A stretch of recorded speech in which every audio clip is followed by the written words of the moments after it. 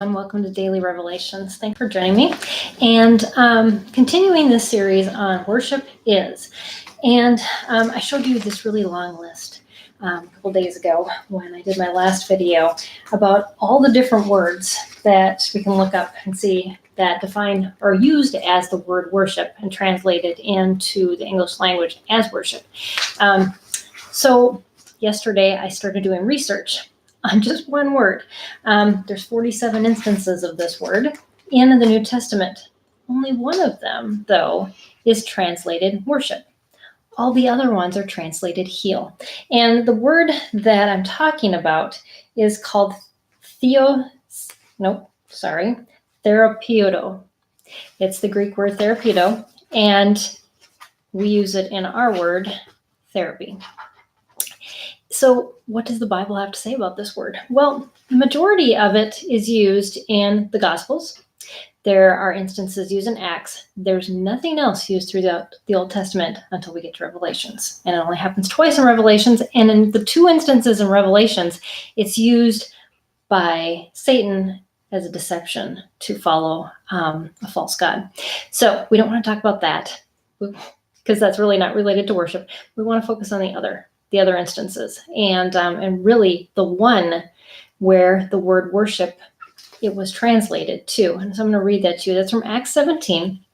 And I'm going to include the verse before where it's used. That's verse 24, but verse 25 is where it's used. And it says this: "The God who made the world and all the things in it, since he is the Lord of the heavens and the earth, does not dwell in temples made with human hands."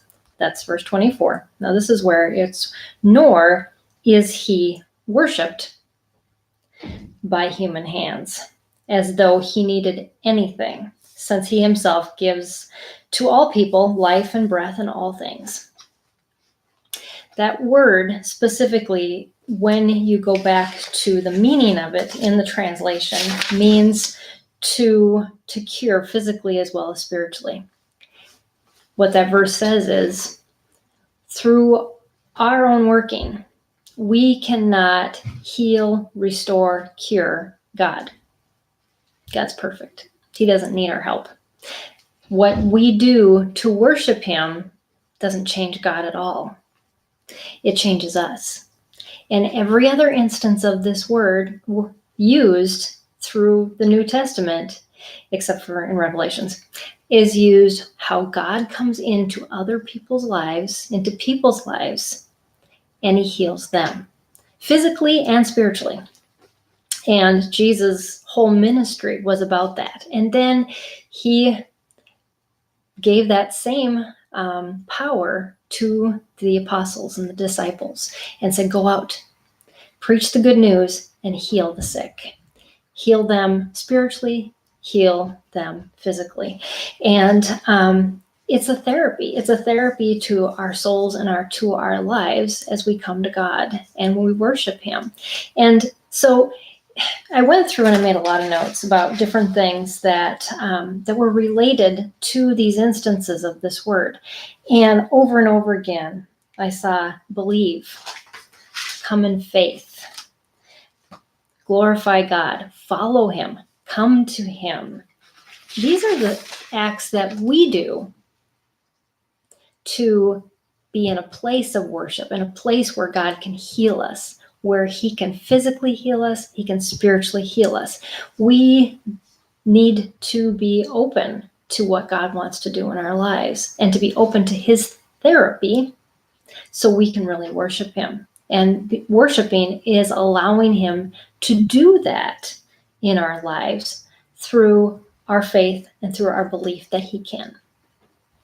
It has nothing to do with our own physical hands being able to go to a therapist and physically work on that therapy.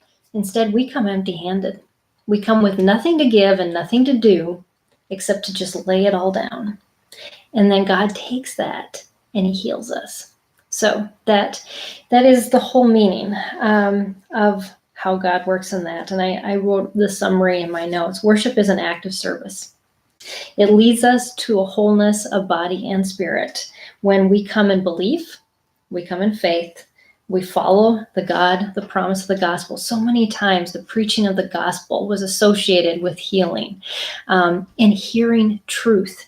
And then we find healing and wholeness in our lives, that physical healing, that spiritual healing, because we know that we follow a God who can heal.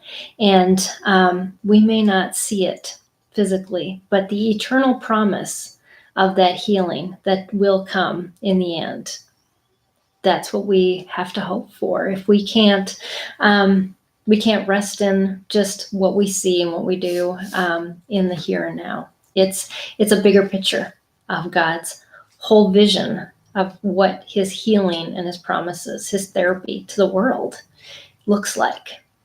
And that's the promise that Jesus brings us all. He heals all of our broken places. He can come into those and he can make them good. And that's how we worship God. We worship God by allowing him to heal us and to make us whole. So thanks for joining me today on Daily Revelations. I will see you the next time that I have something to share. Hopefully it'll be tomorrow, but you just never know. But just meeting with God every day. That's about the daily revelations. And then just waiting on him and saying, teach me what you can. And I will take this and I will learn from it and I will change to be more like you. So I just encourage you to do the same, and I'll see you again next time on Daily Revelations. Bye, everybody.